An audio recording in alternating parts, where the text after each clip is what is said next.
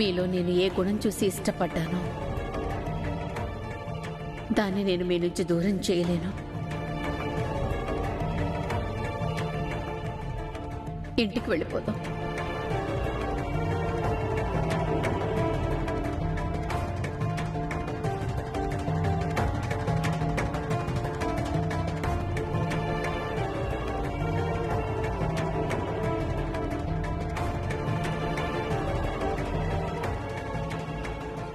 ఇప్పుడు జీజాబాయికి అనుభవం అయింది, నేను తనకి అప్పుడే భర్తనవుతానని.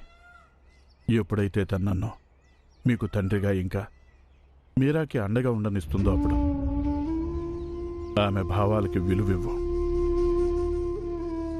భీంబాబు, నా ఉద్దేశం ఏంటంటే అందరికీ ఒక అవకాశం ఇవ్వాల్సి ఉంటుంది. నువ్వు కూడా జీజాబాయికి ఒక అవకాశం ఇవ్వు. నాన్న, ఈ పంపకాల సరిహద్దు ఇంకా చెరిగిపోలేదు. నా అక్కలు అన్నలతో ఆవిడికి ఏమీ ఇబ్బంది లేదు. అందుకని నాన్న, నువ్వు ఇంటికొచ్చావు, ఆమె ఇంటికొచ్చింది. కానీ నాన్న, నిజమేంటంటే ఆమె తన ఇష్టంతో రాలేదు ఇక్కడికి, ఓడిపోయి వచ్చింది. అలాగే నువ్వన్నట్టు ఆవిడికి ఇంకొక అవకాశం ఇవ్వాల్సి ఉంటుంది. నువ్వు ఇంటికి వెళ్ళు నాన్న, మీరుండండి, నేను కూడా అదే ఇంట్లో ఉంటాను. కానీ మన ఇద్దరి మధ్య మనం చేసుకున్న పంపకాలు అలాగే ఉంటాయి. మీరు ఎలాగైతే గుర్తుపెట్టుకున్నారో మీరు మాకు తండ్రి అని, అలాగే నన్ను కూడా గుర్తుపెట్టుకోనివ్వండి. ఆవిడ మీకు మీ భార్య అయ్యుండొచ్చు, కానీ ఎప్పటికీ మా అమ్మ మాత్రం కాదు.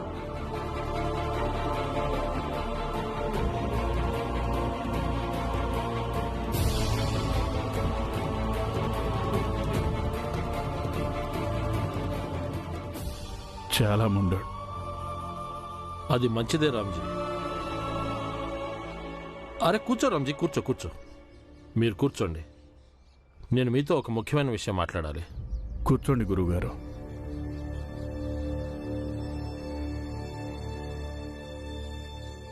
రామ్జీ, ఇప్పుడు సమయం వచ్చిందని నేను అనుకుంటున్నాను. ఇప్పుడు భీమరావు తండ్రి ఇంకా వాడి గురువు కలిసి భీమరావు భవిష్యత్తు గురించి ఆలోచించాల్సిన సమయం. వాళ్ళు మరో కొత్త కుట్రకి తెరతీస్తున్నారు. సర్వజ్ఞ స్వామీజీ ఇంకా మిగిలిన వాళ్ళంతా కలిసి ఒక ప్రమాదకరమైన కుట్రకి పథకం పన్నుతున్నారు. ఏంటది గురువుగారు? ఆ నోట ఈ నోట తెలిసిన విషయం ఏంటంటే వాళ్ళందరూ మీ జాతి పిల్లల్ని విద్యాలయానికి దూరంగా ఉంచాలని కుట్ర చేస్తున్నారు. అంటే వాళ్ళు ఏమనుకుంటున్నారు? అలా చేయడం వల్ల భీం చదువుని ఆపగలుగుతారా? ఆపలేరు. కానీ రామ్జీ, భీమరావు ఎలాగైతే పై తరగతులకు వెళుతుంటాడో వాడికి చదువు పట్ల బాధ్యత పెరుగుతుంది. అప్పుడు కూడా ఇలాంటి ఇబ్బందులే ఉంటే చదువు దెబ్బతింటుంది.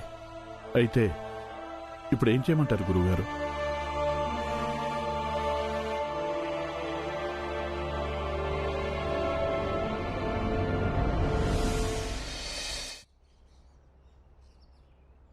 రామ్జీ, నా మాట విని మీరు ఇక్కడి నుంచి వెళ్ళిపోండి. ఎందుకు? ఎందుకంటే భీమరావుని ఇంకా మీ కుటుంబం అందరినీ తీసుకుని ఇక్కడి నుంచి ఎక్కడికైనా పెద్ద నగరానికి వెళ్ళిపోండి. బొంబాయి, పూణే, అక్కడ విద్యా వ్యవస్థ కూడా బాగుంటుంది. అయితే అక్కడ సేఠ్జీ, స్వామీజీ, టీకోట మంగేష్ లాంటి వాళ్ళు ఉండరా? ఖచ్చితంగా ఉంటారు. కానీ అక్కడ భీమరావుకి అవకాశాలు కూడా ఎక్కువగానే ఉంటాయి.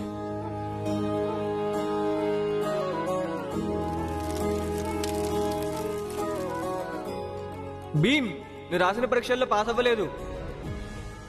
స్కూల్ మొత్తం మీద ఫస్ట్ వచ్చావు. విద్య కేవలం ఈ ఒక్క విద్యాలయంలోనే ఉండదు. ఈ రోజు కనుక ఈ బడి తలుపులు నాకు తెరుచుకోకపోతే అది జీవితాంతం గుర్తుపెట్టుకుంటాను. ఈ బడి తలుపులు నాకు మూసివేయబడ్డాయని.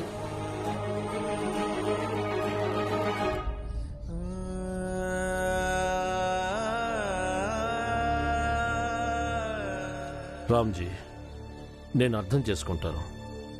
మీరిక్కడ చాలా ఏళ్ళుగా ఉంటున్నారు కాబట్టి ఈ ఊరు వదిలిపెట్టి వెళ్ళటం అంత తేలిక కాదు. కానీ ఒక్కొక్కసారి ఈ ప్రయాణం మన జీవితాలకి మేలు చేస్తుంది. గురువుగారు, ఇప్పటిదాకా అన్ని సమస్యలే ఉన్నాయి. ఇప్పుడు ఒక్కసారి అన్నీ పరిష్కారం అయిపోతే అప్పుడు ఆలోచిస్తాను. ఎందుకంటే నేను ఇక్కడి నుంచి ఎడముఖం పెడముఖంగా ఉన్న కుటుంబాన్ని తీసుకుని ముందుకు వెళ్ళలేను.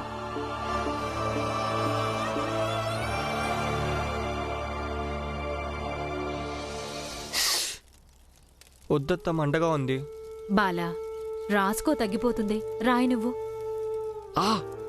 మంటగా ఉంది. బాలా, కాస్త మండుతుంది, అప్పుడే గాయం తగ్గుతుంది. రాయి నువ్వు. ఓర్చుకో. ఆ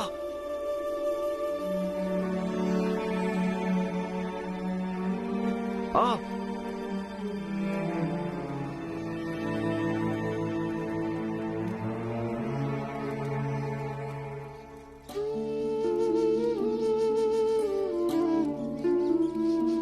వా కొంచెం మండుతుంది.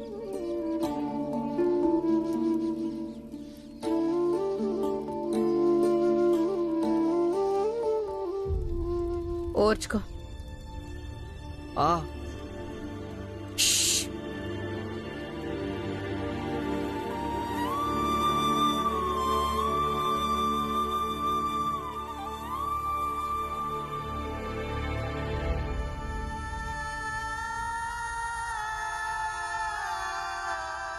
నా ఉద్దేశం ఏంటంటే అందరికీ ఒక అవకాశం ఇవ్వాల్సి ఉంటుంది.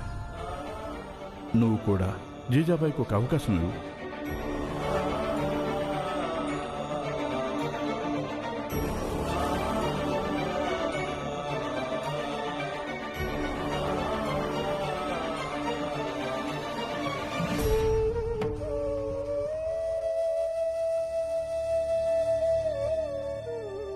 సృష్టి నియమమే ఇది. జన్మించిన ప్రతి ప్రాణి ఏదో ఒక రోజు మరణించక తప్పదు.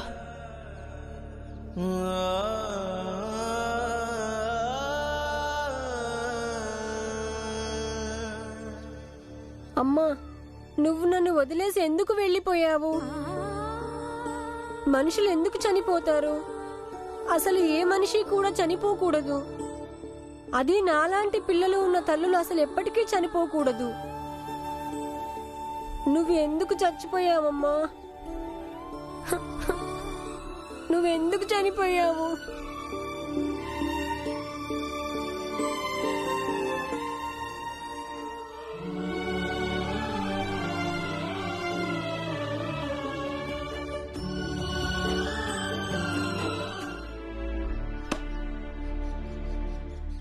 మీరా, ఇదిగో, ఈరోజు బ్రహ్మాండమైన వంటలు చేయండి. మన కుటుంబం ఒకటైంది, అందుకే అందరం కలిసి పండగ చేసుకుందాం. అవును రామ్జీ అన్న,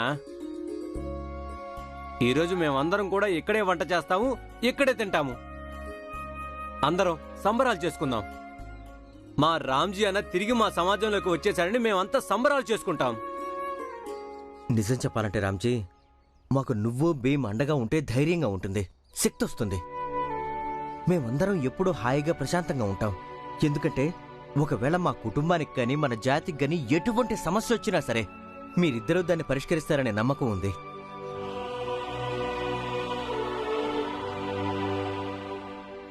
ఇంతకీ భీమరావేడి?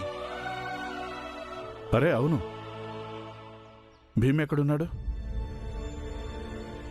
తను లోపలున్నాడు.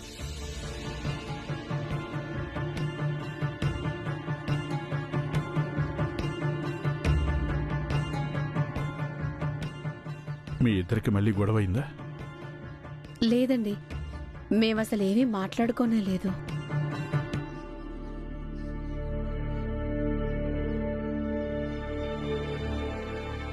ఆనంద్, రా, ఈ సరుకులు తీసుకెళ్లి లోపల పెట్టు. మనందరం కలిసి పొయ్యి వెలిగిద్దాం. పదండి పదండి. పదండి వెళ్దాం. ఈ సంచి తీసుకెళ్ళు. ఇటివ్వండి. జీజాబాయ్, నువ్వసలు రామ్జీని ఇక్కడికి తీసుకురావడానికి ఎందుకు రాజీ పడ్డావో నాకేం అర్థం కావట్లేదు. కానీ ఏ కారణం చేత మీరు ఇక్కడికి వచ్చినా నాకు చాలా సంతోషంగా ఉంది.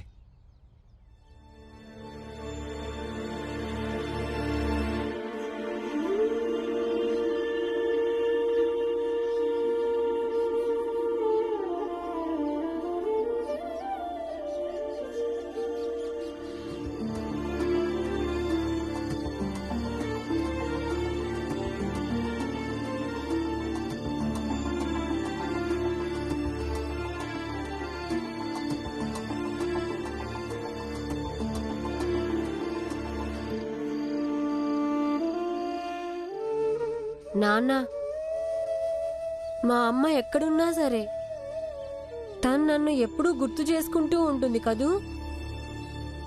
హా, తప్పకుండా గుర్తు చేసుకుంటుంది.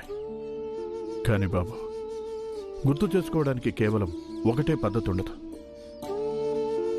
నువ్వు ఎలాగైతే బాధలో మీ అమ్మని గుర్తు చేసుకుంటావో అలాగే సంతోషంగా ఉన్నప్పుడు కూడా గుర్తు చేసుకోవచ్చు.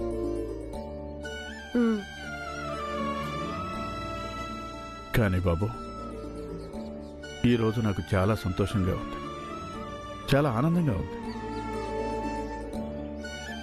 నేను నా భీమ్ దగ్గరున్నాను. ఈరోజు రాత్రికి మనం అందరం కలిసి వంటలు చేసుకుందాం, తిందాం, కలిసి సంతోషాన్ని పంచుకుందాం.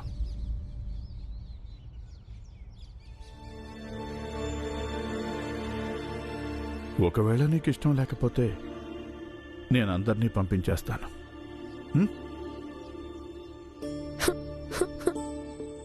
నాన్న, నేను ఫిర్యాదు చేస్తున్నానని అనుకోవద్దు. వాళ్ళ వల్ల నాకు ఇబ్బంది అయితే లేదు. కానీ నువ్వు వాళ్ళకి ముందుగా ఒక కబీర్ పాట పాడి వినిపించాలి. నువ్వు ఇక్కడ లేనప్పుడు వీళ్ళు నాతో పాడించుకున్నారు. అప్పుడు వాళ్ళందరూ నన్ను బాగా ఇబ్బంది పెట్టారు. వీళ్ళందరూ అలా చేశారా? అవునా? సరే, నేను రాత్రికి అందరినీ అడుగుతాను.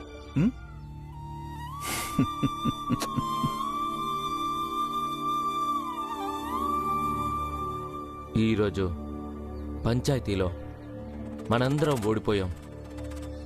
ఆ తక్కువ జాతి వాడైనా రామ్జీ సత్పాల్ నిండు పంచాయతీ ఎదురుగా తన కుటుంబాన్ని కాపాడుకొని తీసుకువెళ్ళాడు. కానీ మనమందరం నిలబడి చూస్తూనే ఉండిపోయాం. నాకైతే పట్టరాని కోపం వస్తుంది, కసి పుడుతుంది.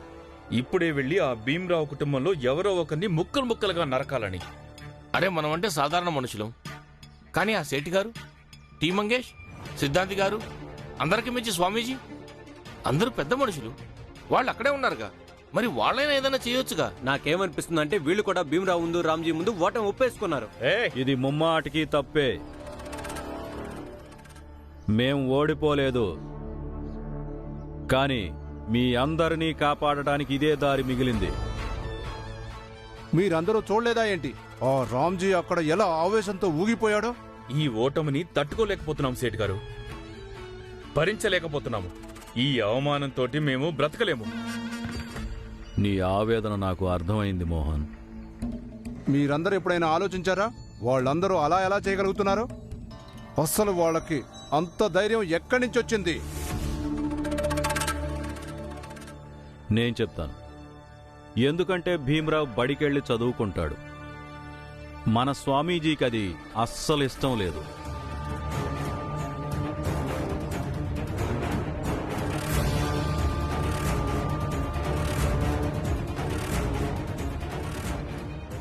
ఇది స్వామీజీ ఆదేశం. ఉదయం నుంచే స్వామీజీ ఆలయ నిర్మాణ కార్యక్రమాలను ప్రారంభిస్తారంట. వారి విగ్రహం తయారీ కూడా మొదలు పెట్టమన్నారు. అందుకని ఈ రోజు రాత్రికి ఈ శుభ సందర్భంగా ఆటాపాటా భోజనాలు ఏర్పాటు చేశాం. మనం అందరం కలిసి వంటలు వండుదాం, అలాగే మన వాళ్ళ ఇంటింటికి పంపిద్దాం. ఇది బాగుంది, మనం అలాగే చేద్దాం. అయితే పదండి, ఉత్సవానికి ఏర్పాట్లు చేద్దాం. చెప్పండి సర్వజ్ఞ స్వామికి జై! సర్వజ్ఞ స్వామీజీకి జై! సర్వజ్ఞ స్వామీజీకి జై! సర్వజ్ఞ స్వామీజీకి జై! సర్వజ్ఞ స్వామీజీకి జై!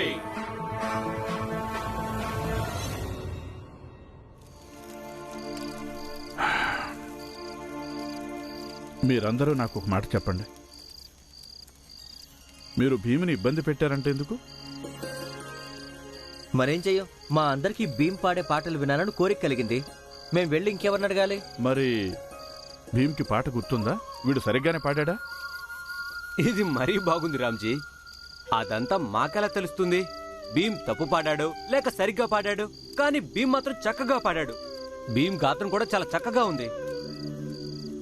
అయితే ఓ పని చేద్దాం రామ్జీ, నువ్వు ఇక్కడే ఉన్నావు, భీము ఇక్కడే ఉన్నాడు కాబట్టి భీమ్ని పాడమని చెప్పు. అప్పుడు నువ్వే చెప్పచ్చు వాడు సరిగ్గా పాడుతున్నాడా తప్పుగా పాడుతున్నాడు.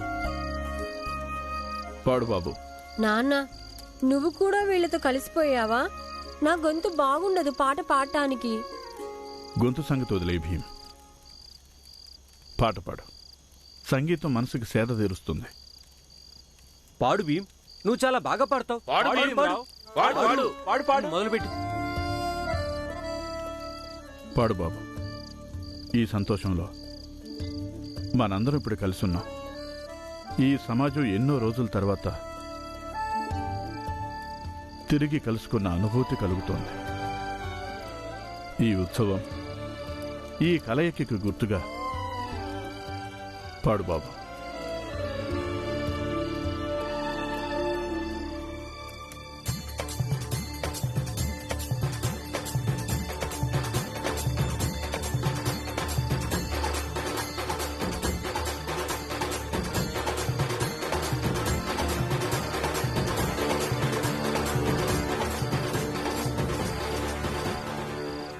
ఈ ఉత్సవంలో మీరు శపథం చేయండి. ఈ సమాజం నుంచి విడదీసి ఆ చిన్న జాతి వాళ్ళందర్నీ వేరు చేస్తామని. ఆరంభించండి.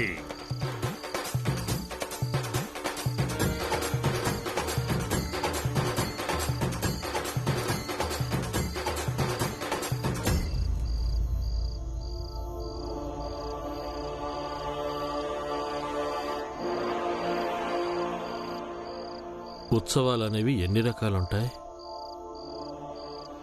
మంచి ఉత్సవం, ఇంకా చెడు ఉత్సవం.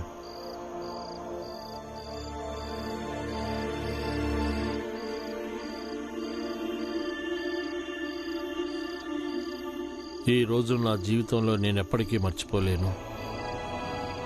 సతారాలోని రెండు జాతులు వేరువేరుగా ఉత్సవం చేసుకుంటున్నాయి, విభిన్న మనస్తత్వాలతో.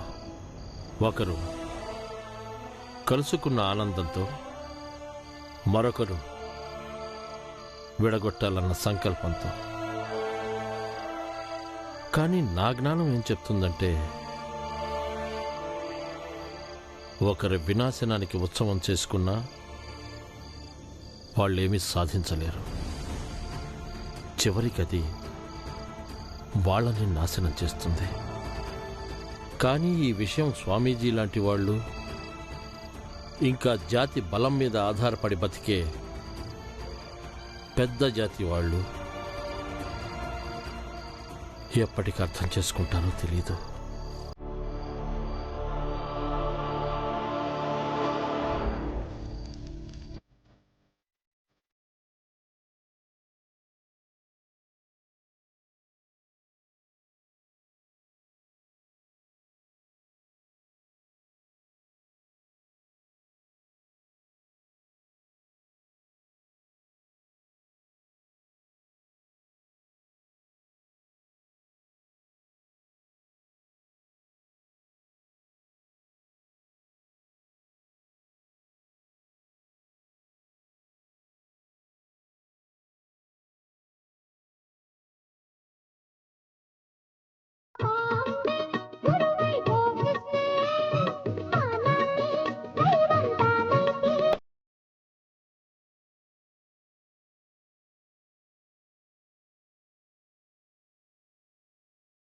సంసారమే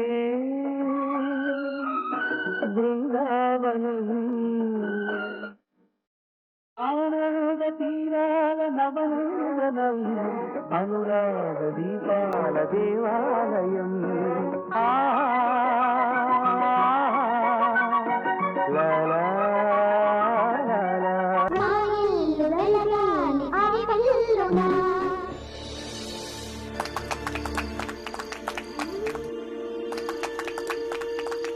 సర్వజ్ఞ స్వామీజీకి జై! సర్వజ్ఞ స్వామీజీకి ఇక ఇది నిర్ణయం అయిపోయింది. విద్యాలయ ప్రాంగణంలోనే స్వామీజీ ఆలయం నిర్మిస్తాం. ఇంకా అక్కడే వారి విగ్రహాన్ని ప్రతిష్ఠించడం జరుగుతుంది. ఇది మీ అందరికీ సమ్మతమేనా? అయితే రేపు ఉదయం నుంచే విగ్రహ నిర్మాణ కార్యక్రమం మొదలు పెట్టడం జరుగుతుంది. ఇక వేసవి సెలవుల తర్వాత తిరిగి విద్యాలయాలు మొదలవగానే ఆ మొదటి రోజే స్వామీజీ విగ్రహాన్ని ప్రతిష్ఠించేద్దాం. డబ్బులు వసూలయ్యేదాన్ని బట్టి అంచెలంచెలుగా ఆలయ నిర్మాణ కార్యక్రమం కొనసాగిద్దాం. డబ్బులు కాదు సిద్ధాంతి, చందాలు.